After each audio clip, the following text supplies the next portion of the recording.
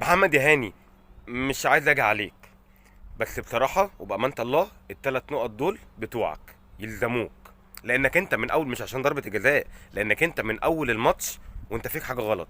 أول فاول عملته خدت فيه إنذار من بدري قوي، أنا مش عارف أنت عملته كده إزاي، وتستحق الإنذار. وعايز أقول لك حاجة تاني، كورة في الكورة اللي بعديها كورة طولت منك، والله لو معاك سكوتر، لو راكب مكنه، لو هتوقف تاكسي، انت ما هتلحقها، وانت من جواك عارف انك مش هتلحقها.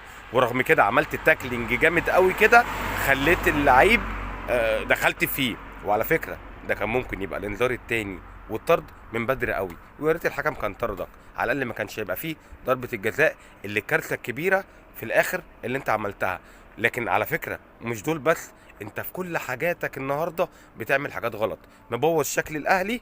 ده لولا ان الحكم ادى اتاحه الفرصه للمهاجم لفرقه الترجي، لو كان حسب الفاول ده في ساعتها كنت هتاخد الانذار التاني وتطرد. وعايز اقول لك ان انت كنت مبوظ شكل الاهلي اكتر ما هو بايظ. يعني احنا ما كناش محتاجين انك تعمل كده عشان شكلنا يبوظ، لان احنا اوريدي شكلنا بايظ. فانت كنت مبوظ شكل الاهلي اكتر ما هو بايظ. الثلاث نقط دول يلزموك يا هاني.